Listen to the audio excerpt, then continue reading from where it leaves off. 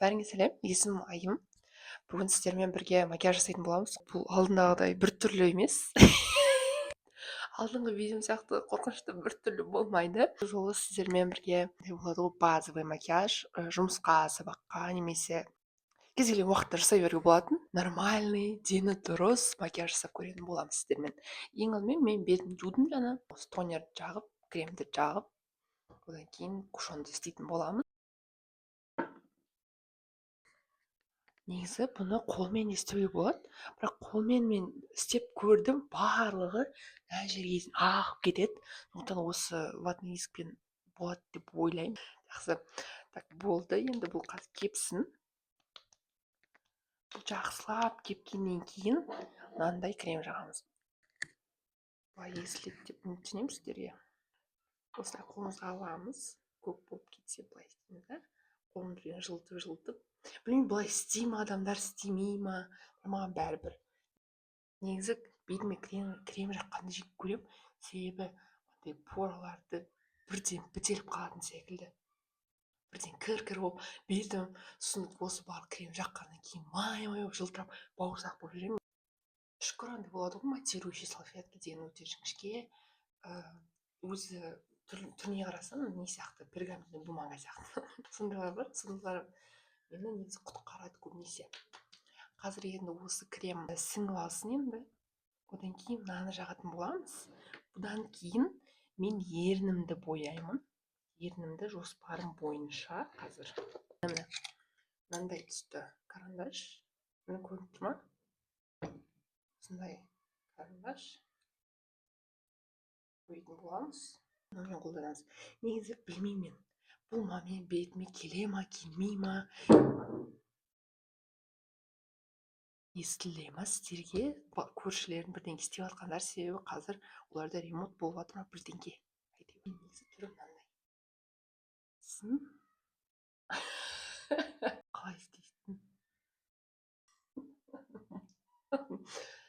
Жақып көрейік, бәлкім. Мен бетім жай ғана андай күннен кеп кеткен болар. Ойбай. Болмай қала ма? Сынып кетсе, не істеп кететін шығар? Мен білмеймін, не болып жатыр, достар. Мен жалпы естіп тұрған болсаңыздар, мен білмеймін, не болып жатыр. Неге бұндай әп? Жақсы, қазір бір жөн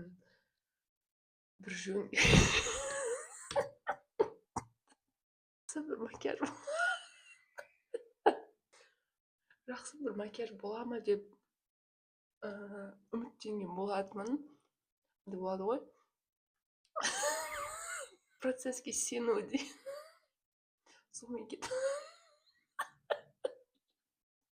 Сонымен ғана ары қарай жағып жатыр. Негізі.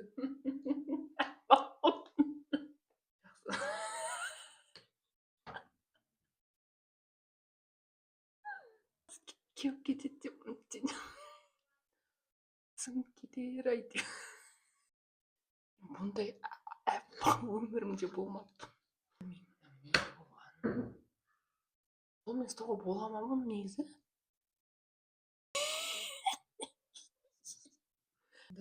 Қасымызды жасайық.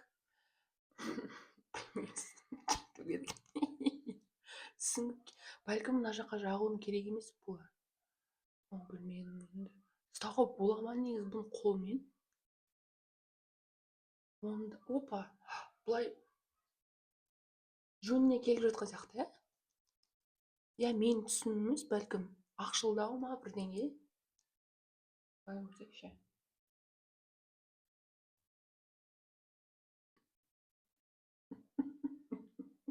Құрсын жарайды. Қазір енді қасымызды бояп көрейік енді. Білмеймін. Қазір білмеймін, карандашымды тауып алайын. Алдыңғы видеода қолданған қара карандашымызды тауып алдым. Біздің басты жұлдызымыз десең. Өкінішке орай, қазір мен бетіме қарап отырсаңыздар, ол әлі әппақ. Мен оны қолмен ұрып сіңдіріп көрдім.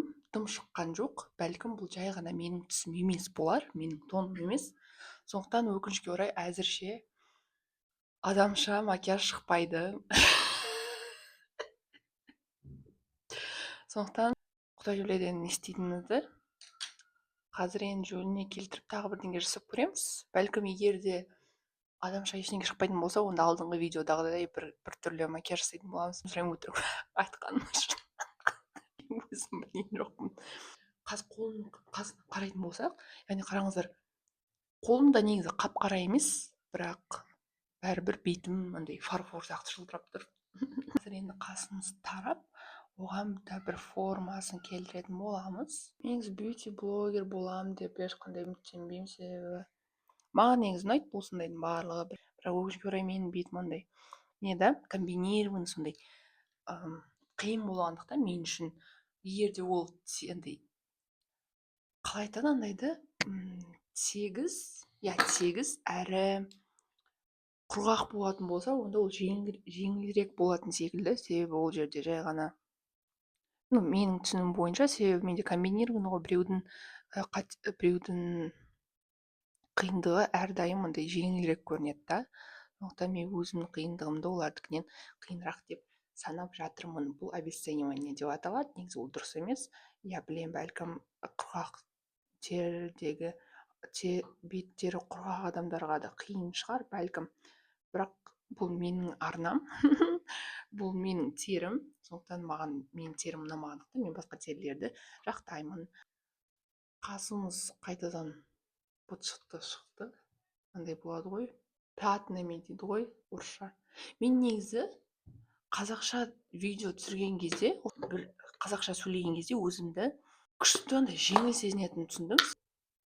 Процесі бойынша қарап жатырмын да, орыс тілінде видео түсірген кезде жалпы андай жеңіл жүреді. Яғни ақпаратты айта аламын, не деп айтарымды, андай философиялық, психологиялық ойлар барлығын айта беремін.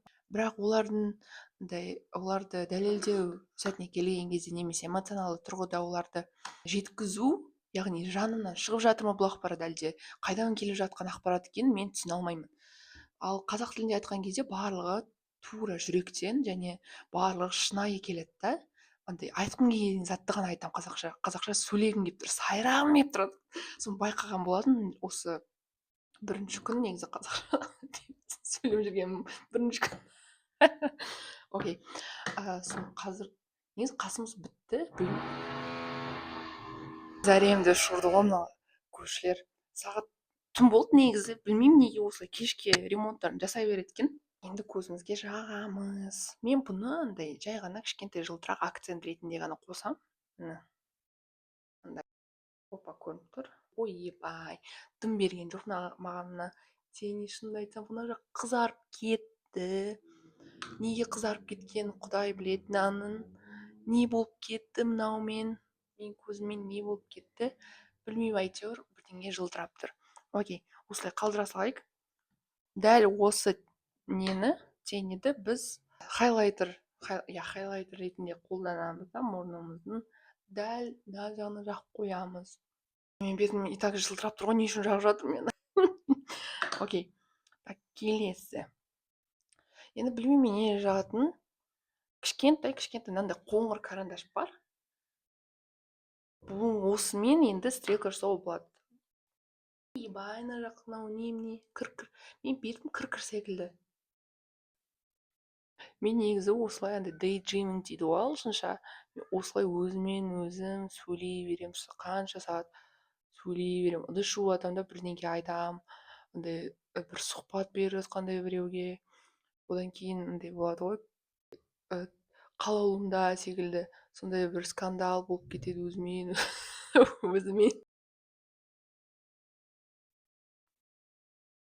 Не деп айтқанымды ұмытып қалдым. Көзіміз бітті. Ондай стрелкама бірдеңе жасадым. Негізі камерада дұрыс нормальный сияқты көрініп тұр да, бірақ айнаға қарасам бетім бүдір болғандықтан ол жылтырап тұр. Мен үшін ол екі фактор сондай болуының, ол кірдей мағынаны білдіреді да. Сондықтан мен өзімді андай жағымсыз сезінемін, ыңғайсыз сезінемін. Қазір бітіріп алайық, одан кейін мен андай матирующий салфеткамен бірге оны майын алып тастаймын деп үміттенемін, себебі менде пудра жоқ. Өзімізге туш жағу керек. Негізі қазір қарап отқаным бойынша бізде екі түрлі туш бар екен. қайсы жаңа қайсы ескі екенін шынымды айтсам білмеймін, бірақ мен мынаумен қолданамын. Соңғы рет туш қолданған кезде осыны қолданғандықтан осыны алып отырмын енді.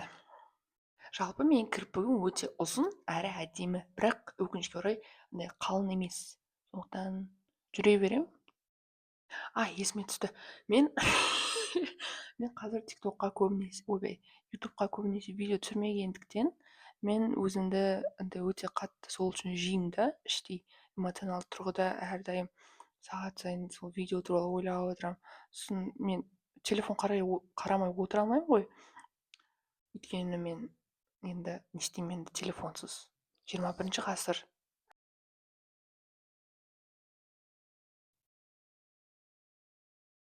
Негізі мен осы видео ютубқа көбінесе осындай отырып бірдеңке көп жұмыс кетіру керек та ютубқа видео түсіру үшін. Ал менде ондайға эмоционалды күшім жетіспейді, уақыт жетпейді деп ойлаймын мен көбінесе. Сондықтан оны түсіргім келмейді, егер мен былайша айтқанда. Негізі менде попыткалар болатын да, колледжға немесе алдыңғы жұмысқа барғанда өзімен бірге дәп-дәу қазір түсіріп жатқан штативімді алып барып бірдеңке түсіремін ба деп ойлаймын. Бірақ олар сабақта отырғанда, жұмыста отырғанда жай тұрады. Одан кейін үйге қайтып бара жатқан кезде қолыма соны ұстап жүремін да, ол ешқандай еңбек істемейді.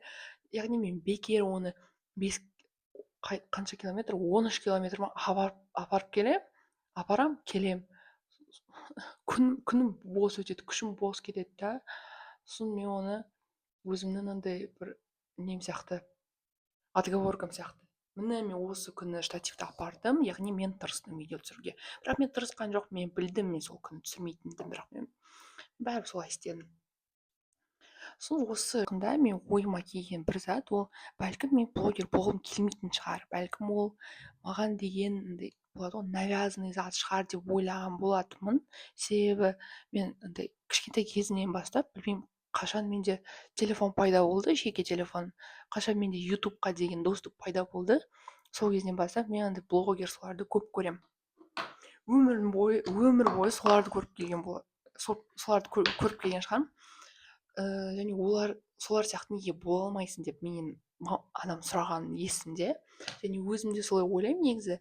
Себебі олар блогерлердің, ютубқа видео түсіретін адамдардың ақша тапқан көретін болсам, ол өте жеңіл жұмыс сияқты көрінеді.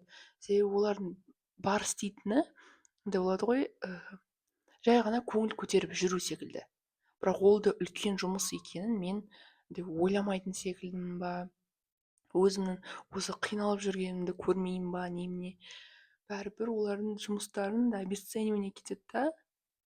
Бірақ бәрібір қазір түсініп тұрмын, ол жеңіл жұмыс қой. Қазір отырып шамамен 2-3 сағатта бір видео шығарып тастауға болады. Себебі мен ол уақыттың бәрін бәрібір тиктокқа немесе басқа да бір керек емес маған әлеуметтік желідегі контентке кетіремін. Және мен ол контентті көрудің орнына өзім жасасам, ол маған қандай пайда келеді ол. Мен ойлап бастадым да, сол жарайды мен блогер боламын, жарайды. Қаншадамын мен 17 жасымнан бастап ойландым ба блогер боламын деп. Онда мен қазір 17-темін, мен қазір 18-демін, мен қазір 19-дамын. Мен қандай видео түсіруге болады деп ойлаймын. Сосын не ойлаймын, менің қолымнан не келеді, менде қандай не основа бар деп ойлаймын да, средства, қандай форматта түсіруге болады деп.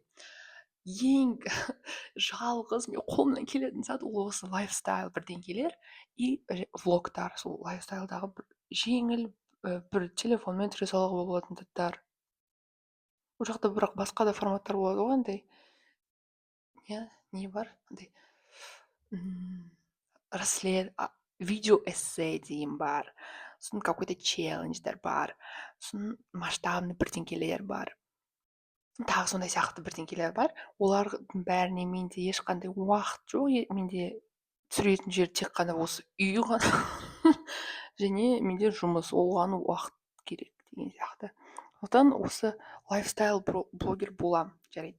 Бірақ мен орыс тілді контентті көргендіктен мен орыс тілді лайфстайл блогерлардың көп екенін миллиондаған адамдар осы видео түсіре береді, бірақ олардың бір екеуі ғана миллиондаған подписчиктер жинайтын түсінікті болады. Негізі маған түсінікті болған жоқ, мен оны уақыт өте келе ғана түсінген болатынмын.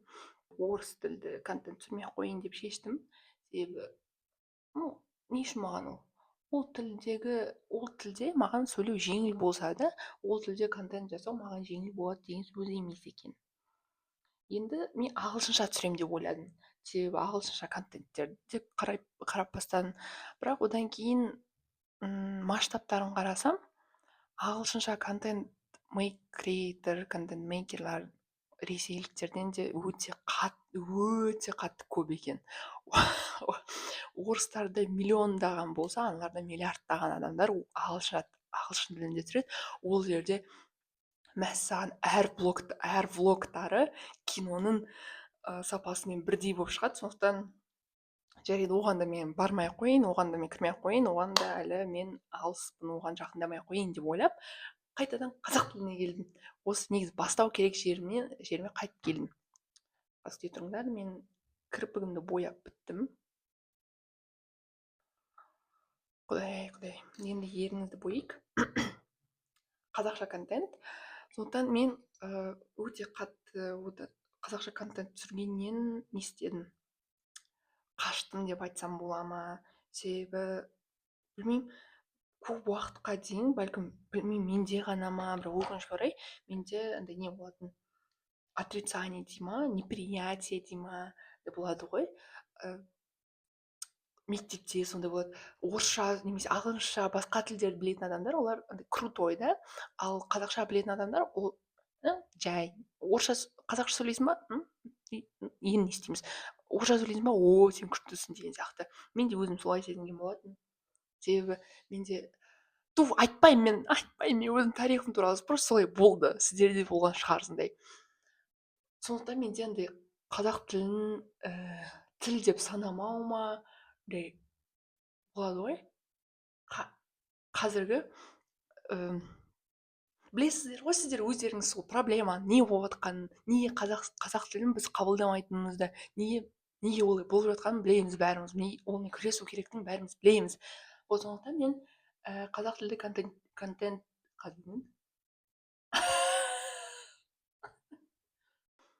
қазақ тілді контент қандай видео блогерлар бар екенін көріп бастадым. Негізі инстаграмда, тиктокта көбісін көріп жүрміз ғой. Өте көп талантты әрі успешный отбасылар бар, успешный хаустар болатын. Және жастардың көбісі қазір тикток пен инстаграмда жүргендіктен барлығын көріп, олар әлемдік деңгейге шығып жатыр. Ол мәлім. Бірақ ютубта ондайлар бар ма деген сұрақ туындады да менде, себебі мен көрген жоқпын. Мен мүлде ондайлар көрген жоқпын. ютубта мен білуімше сол уақытта 17-18 жасында бір-екі жыл бұрын тек қана сол телеарналардың бірінші арнаның телеканалдар бар екен білемін да, ал қалған блогер ондай бар ма жоқ па мен вообще білмейтінмін. Қырғызстандағы бір-екі блогерді ғана білетінмін. Сонымен барлық мен білімім шектеліп қалған болатын сол кезде. Бірақ қазір соңғы осы жылы, жақында деп айтсам болады, осы бір-екі ай бұрын мен сол қазақ тілді контент қазақ тілді блогерларды іздеп бастаған кезде ең алдымен бір үлкен группаларды тауып алдым да, ана байгайстан деген сияқты. Негізі оларды тикток арқылы тауып алдым тағы да. Бірақ одан кейін қазақша влог деген секілді солай ғана тауып алады екенсің да. Даже қандай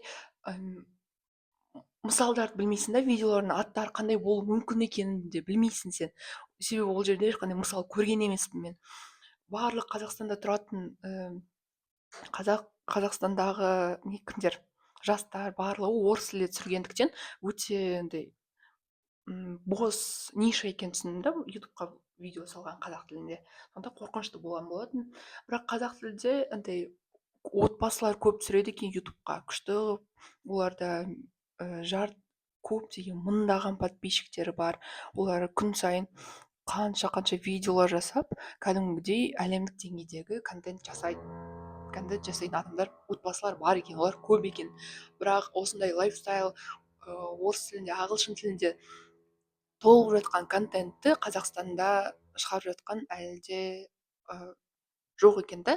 Жоқ, жарайды, жоқ деп айтпаймын, бәлкім бар шығар, бірақ мен жай ғана оларды тапқан жоқпын. Сондықтан мен бір солардың қазақша Катя Клэп болайын деп деп деп шештім. Сондықтан көреміз енді. Қазақша бірінші видеом. Рахмет, қуаныштымын десең. Негізі болды, осы әңгіме бітті. Қазақша видео түсірген ұнайды, себебі мен өзімді расымен де өте тәуелсіз, өте ашық және шынайы сезінеді екенмін. Барлық айтқан заттарым менен шығып жатқанды сезіледі да. Орысша айтып жатқан кезде барлығы бір ауадан алынған қиял, бір түсініксіз, бір бөтен заттар айтып жатқан сияқты болатын. алда қазақша видеоларды күтіңіздер. Так, негізі қазір бетіме қарап тұрсам әлі де солай жылтырап тұр, бірақ жоқ, жағымды деп айта алмаймын. Мен оның алдында да бетім жағымды болатын, бірақ қазір білмеймін, тазарақ болып қалды ма, ашығырақ болып қалды ма, бірдеңке. Көзім мен қасым бітті, ерніме вазелин жағып қойдым, бірақ қазір енді бояйтын боламыз, себебі мен вазелинді күн сайын жағамын, себебі ернім қатты не істейді, қатты кеуіп кетеді. Ал андай бальзамдар, ойбай арзан, олардың бәрі қымбат. Мен алдым біреуін Нивеянікі, дым көңіліспейді. Осы бір вазелинға ғана сеніп жүрмін мен. 10 жыл болған шығар бұған, білмеймін. Енді жаңа айтып кеткендей, мынау карандашпен ернімнің шекарасын бояйтын боламын. Менің ернім андай кішкентай болғандықтан мен өзімді андай апа сияқты сезініп қаламын да, әже сияқты қып-қызыл бояп алады ғой, сондай сезініп қаламын. Кішкене ұнамайды өзіме қалай болып тұратынын, бірақ көрейік енді қалай болатынын. Немене бояу білмеймін ба, өзім ернім білмеймін ба, немене қисық қой мына. Егер де мен осы өзім блогымды қазақша жүргізетін болсам, менде айтатын әңгімем көп екен негізі. Мен достарым бар, өзім мынандай әңгімелерімді, өсегімді далада айтатын болсам, бір жақта айтатын болсам, біртүрлі сезінемін да өзімді, бір сандырақтап тұрған сияқты. Бірақ қазір видео түсіріп барлығы айтып жатқан кезде күшті. Өзімен өзім сөйлескен күшті екен, ұнайды маған. Ернін бояған ұнамайды екен маған. Білмеймін, әйтеуір былай. Енді ортасына менің ойлауым бойынша негізі мынандай аттары бар ғой бұлардың. Аты бар ғой мынаның. Қалай аты? Альмира, помаданың қазақшасы қандай? Далап? Есімде жоқ. Мынау мамам, анамдікі. Түсі мынандай, өте ашық, маған жараспайтын секілді. Көріп тұрсыздар ма негізі? Осылай. Түсі ұнамайды маған. Түсі мынандай бар. Негізі мендегі бар мынау барлық косметиканың барлығы немесе әпкемдікі, немесе мамамдікі. Менде дым жоқ. Мынау осымен бояп көреміз. Бәрібір оны қазір су ішкенде, бірдеңе жеп қойған кезде бәрібір жеп қоямын, сондықтан көп оны уайымдаудың қажеті жоқ секілді. Бір сұрақ, тағы бір сұрақ. Айттым ғой міне, айттым. Міне әдемі емес болып қалады деп. Ұнамайды маған помада қалай тұратын, далап қалай тұратын. Қазір енді кішкене былай сүртіп жіберейік мынамен. Мынандай заттармен сүртіп жіберейік, көрейік қалай болатынын. Негізі маған ұнамайды. Бәлкім тым көп жағып жіберген болармын. Окей. Мына жаққа жағайын ба? Румяна дейді ғой, сондай жағып көрейін ба мынаны? Білем, былай істеуге болмайтын шығар. Хотя істей береді ғой, мен көрдім, істей береді солай.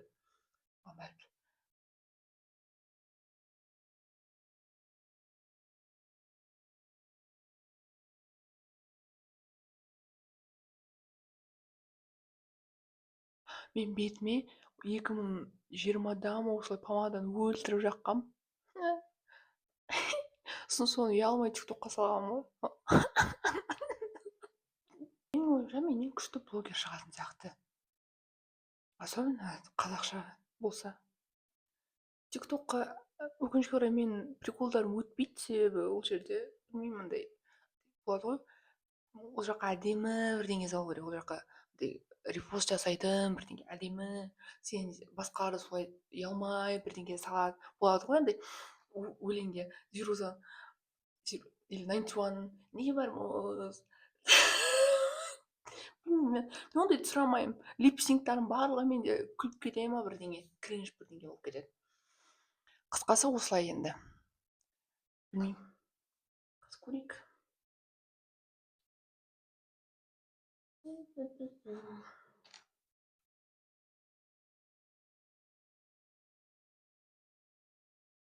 Негізі шашым тарайым ма? Осылай әдемі сияқты шашыммен. Қалай деп ойлайсыздар негізі? Айтайын енді. Қазір 1 минут.